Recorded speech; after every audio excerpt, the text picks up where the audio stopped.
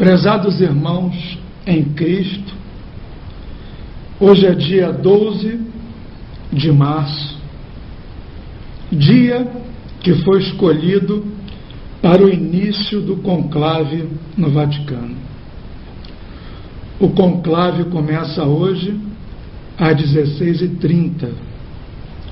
Eu me chamo Luiz Fernandes e eu queria explicar 3 assuntos que são inerentes à renúncia de Bento XVI. Eu queria explicar a respeito de Apocalipse 17, esse é o primeiro bloco. Eu queria explicar também a respeito da estratégia do Vaticano na renúncia de Bento XVI. E no terceiro e último bloco, eu queria comentar a respeito do tempo que Deus está dando para mim e para você. Tempo esse para que nós possamos nos preparar para a volta do nosso Senhor e Salvador Jesus Cristo. Ok? Bom, vamos então ao primeiro bloco. Eu queria deixar claro para os irmãos que nós temos visto desde o dia 11, quando Bento XVI anunciou ao mundo a sua renúncia. Nós já tínhamos comentado a respeito disso anteriormente, numa gravação que fizemos no dia 17 de fevereiro. E ali nós tínhamos comentado que surgiriam muitas especulações, muitas teorias conspiratórias. Nós veríamos muitas coisas absurdas acontecendo, e foi exatamente isso que nós vimos. Então eu queria lhe falar da onde que veio a profecia, da onde que veio, não a profecia, obviamente. A profecia se encontra no livro de Apocalipse, capítulo 17. Mas quando que aconteceu o entendimento dessa profecia no mundo? Bom, eu entreguei minha vida a Cristo no ano de 1992. Lá se vão 21 anos que nós temos vivido uma vida com Cristo. E em 91 é que aconteceu das pessoas começarem a ter entendimento a respeito de Apocalipse 17. Em Apocalipse 1, versículo 1, ali Cristo deixa claro essa profecia, essa revelação chamada Apocalipse, é de Jesus Cristo. E ali, logo no versículo 1, Jesus deixa claro que nós entenderíamos a profecia quando ela estivesse breve a acontecer.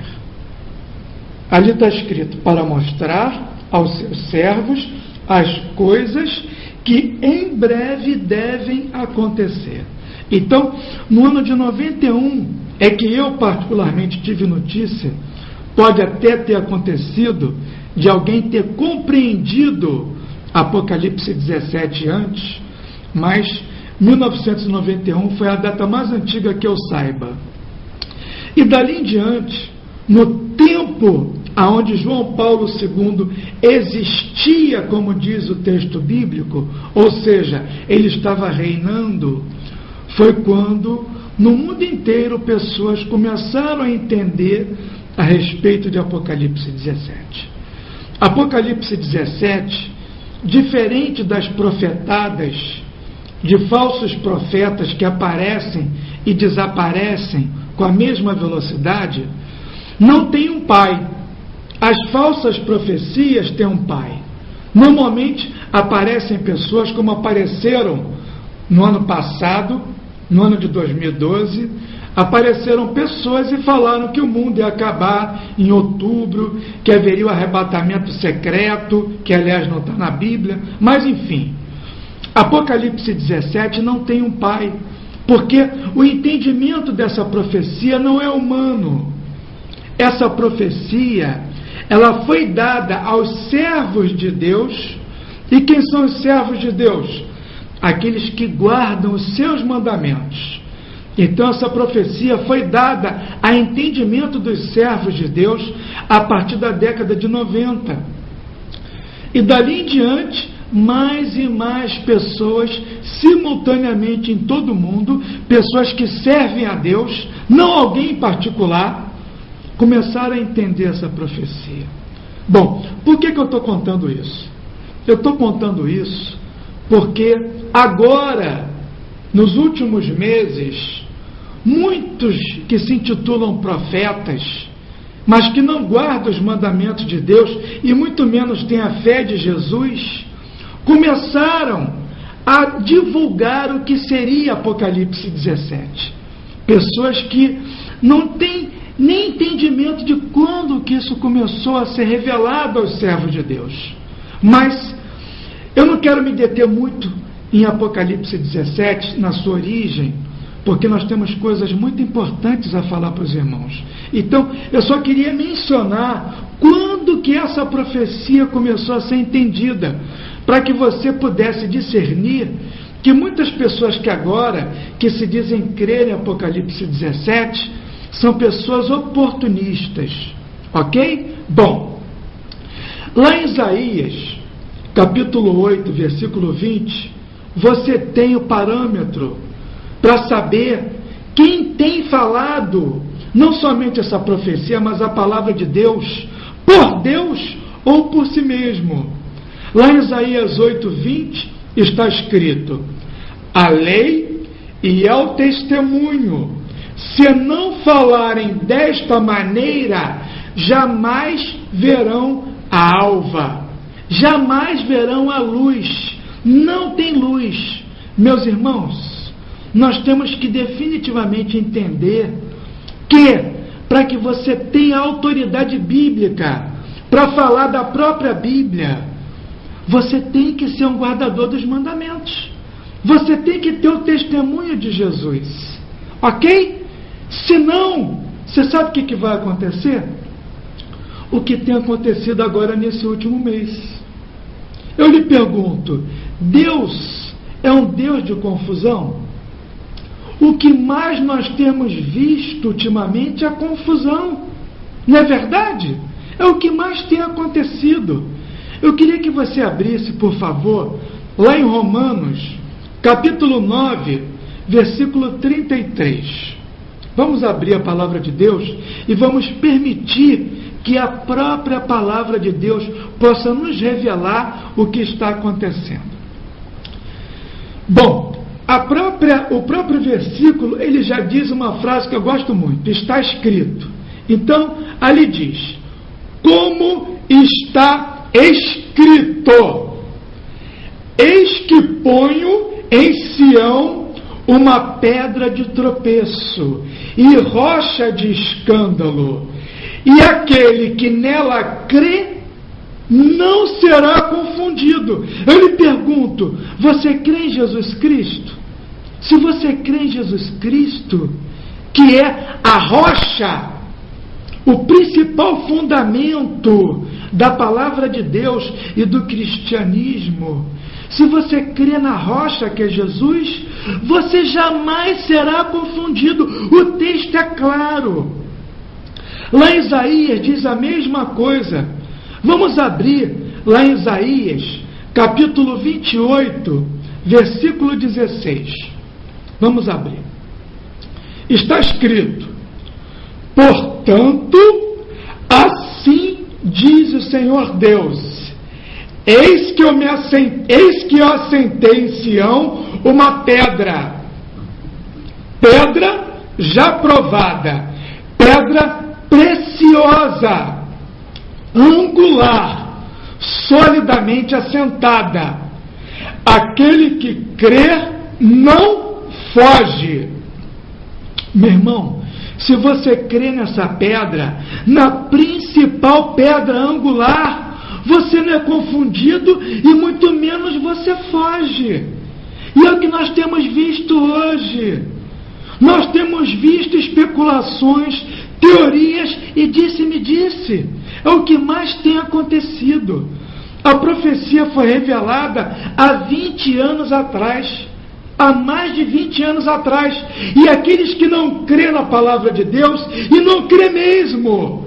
Porque, meus irmãos, se as pessoas não creem que Deus é poderoso para manter a sua própria palavra ao longo das eras, ao longo dos séculos, e se elas creem que Satanás é mais poderoso do que Deus e adulterou completamente a sua palavra, então essas pessoas não creem em Deus. Elas não creem em Deus. Isso é óbvio.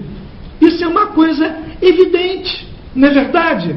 E agora se dizia o seguinte: não, olha, a Bíblia, ela foi toda adulterada, mas o Apocalipse está intacto.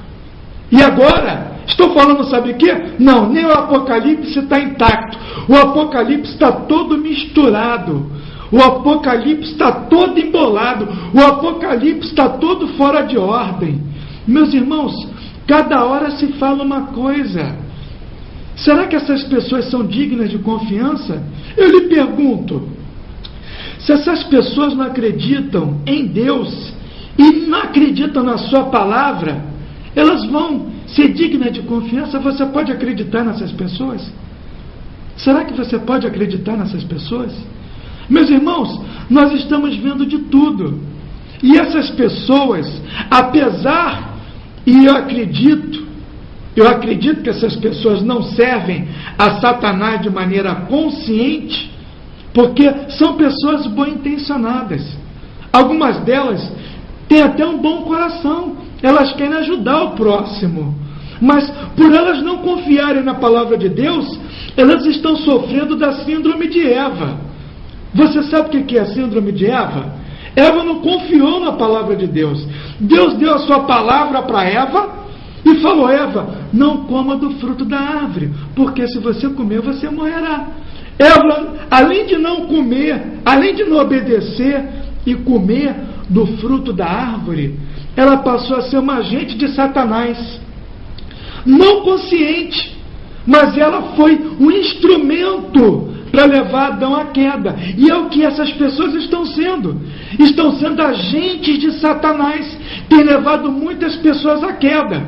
Por quê? Porque não confiando na palavra de Deus e crendo na palavra de Satanás, elas estão levando confusão às pessoas. Então, uma hora, elas dizem que vão rasgar a Bíblia se a profecia não acontecer. A outra hora, elas dizem que a culpa é do João Ferreira de Almeida, que traduziu tudo errado. Uma outra hora, elas dizem que a culpa é de Deus, porque se Deus não pôde manter a sua palavra incólume ao longo das eras, então Deus é um fracassado, então a culpa é de Deus. Não foi isso que Eva falou? Quando Deus perguntou para ela: ah, Senhor, eu comi do fruto porque a serpente me deu. Eva estava colocando a culpa em quem? Não era em Deus? Quem tinha criado a serpente? Aquele animal. Não foi Deus? Então Eva estava colocando a culpa em Deus. E é o que estão fazendo, estão colocando a culpa em Deus. Então, uma hora a Bíblia foi corrompida, a outra hora o Apocalipse não foi, agora o Apocalipse foi, agora está fora de ordem, está embaralhado. Aí falaram que o oitavo vem na Páscoa, agora não vem mais na Páscoa, porque o Vaticano mudou a estratégia, o Vaticano mudou a profecia. Meu irmão, ninguém pode mudar a profecia. E eu vou falar com todas as letras para você. Não vai ter Papa por eleição. Aliás, jamais vai ter Papa por eleição. Jamais.